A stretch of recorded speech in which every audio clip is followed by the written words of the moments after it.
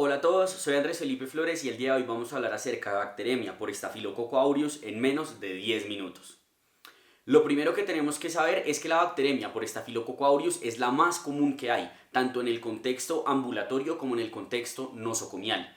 Sin embargo, que sea tan común no nos debe relajar ni nada por el estilo, ya que tiene una tasa de mortalidad de hasta el 40%, razón por la cual es muy importante su adecuado abordaje diagnóstico y manejo. Así que lo primero que tenemos que saber es qué hacemos cuando nos encontramos con un hemocultivo positivo para Staphylococcus aureus. Lo primero que tenemos que hacer es tratar de identificar por dónde llegó ese Staphylococcus aureus a la sangre. Normalmente el Staphylococcus aureus ingresa desde la piel hacia la sangre, por lo cual tenemos que buscar accesos venosos, lesiones en la piel, cualquier tipo de signo de infección cutánea que nos pueda orientar a que esa fue la puerta de entrada del estafilococo. Posteriormente, lo otro que tenemos que buscar en la anamnesis y en el examen físico del paciente es si existe o no sospecha de siembras en ese paciente. Lo que significa siembras es que básicamente el estafilococo cuando está en la sangre tiende a pegarse en muchos lados. Puede generar siembras a nivel del ojo, puede generar siembras a nivel de abscesos, por ejemplo, intraabdominales, o también puede generar, por ejemplo, discitis, infección como tal de la columna vertebral. Y, por supuesto, la más común de todas, la endocarditis bacteriana. Esta valoración de las siembras no solo se debe hacer en el momento del diagnóstico, sino que se debe hacer de manera seriada, ya que a pesar de que inicialmente tal vez no las encontremos,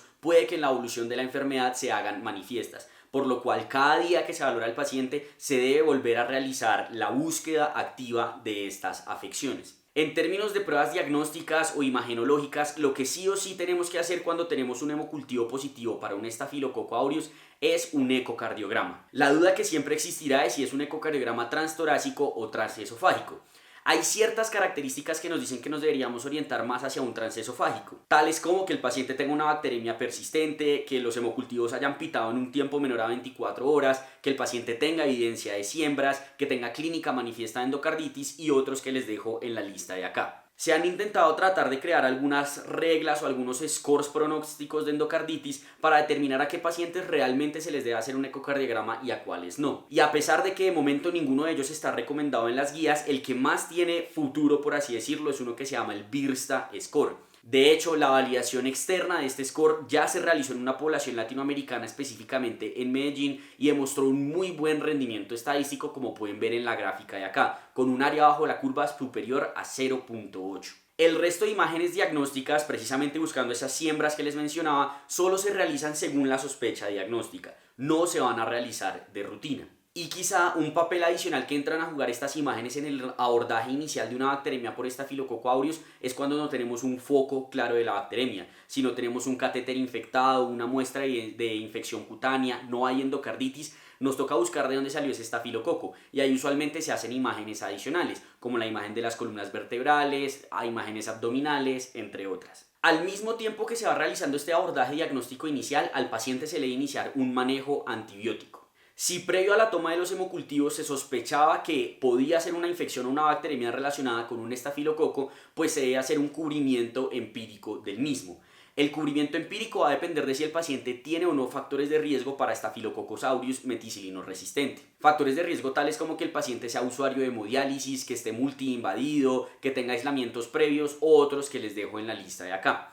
Si el paciente efectivamente tiene factores de riesgo, el manejo antibiótico empírico debe incluir un antibiótico que vaya contra el Staphylococcus aureus meticilino resistente, que usualmente suele ser la vancomicina. Dependiendo de la corriente que sigan y de la escuela, además de la vancomicina, en muchas ocasiones también se suele usar un antibiótico que sea efectivo contra el Staphylococcus aureus meticilino sensible, tales como cefazolina. La combinación de estos antibióticos se debe a que hay algunos estudios que han mostrado que tal vez podrían tener mejores desenlaces, especialmente en el escenario de que el paciente tenga finalmente un Staphylococcus aureus meticilino sensible. Esto debido a que la cefazolina o la oxacilina tienen una mayor efectividad contra el Staphylococcus aureus metiese que la vancomicina, lo cual podría favorecer al paciente en términos de mortalidad. Ya fuera de la terapia empírica, si tenemos el aislamiento como tal y sabemos que es un Staphylococcus aureus meticilino sensible, el manejo usualmente se va a hacer con una terapia antiestafilocóxica, en donde está la oxacilina o la cefazolina.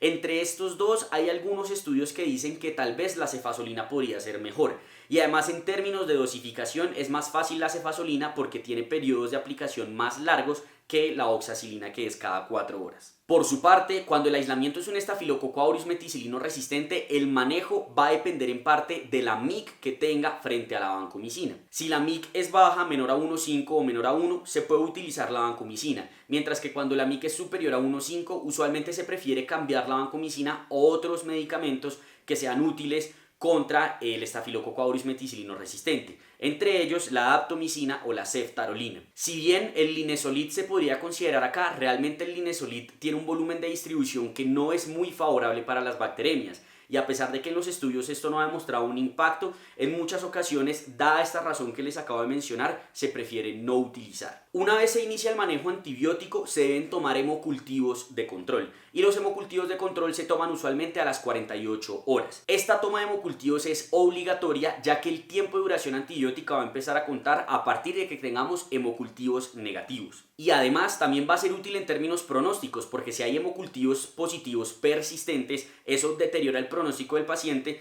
y nos dice que tal vez tengamos una fuente o un foco no documentado que todavía no se ha manejado. Además de la terapia antibiótica, también se debe realizar un manejo etiológico, es decir, si se tiene identificada la fuente, como por ejemplo un catéter infectado, pues se debe retirar el catéter. Si tiene endocarditis y es susceptible de manejo quirúrgico porque tiene alguna indicación, pues también se debe realizar ese manejo. Entonces, el control de la fuente es algo vital en el manejo de la bacteremia por el estafilococo aureus. Finalmente, en cuanto a la duración de la terapia antibiótica, realmente a pesar de que hay algunos estudios que dicen que una terapia acortada de 10 días podría ser benéfica, de momento no tenemos la evidencia suficiente para soportarlo, por lo cual en las bacteremias por estafilococo aureus no complicadas se suele tener un tiempo de duración de 14 días de antibiótico, entendiendo el día 1 o el día 0 en el momento en el cual salen los hemocultivos negativos. Por lo tanto, debemos entender qué se entiende por una bacteremia por estafilococo aureus no complicada. Se considera o se clasifica de esta manera una bacteremia cuando no tiene endocarditis, no tiene siembras,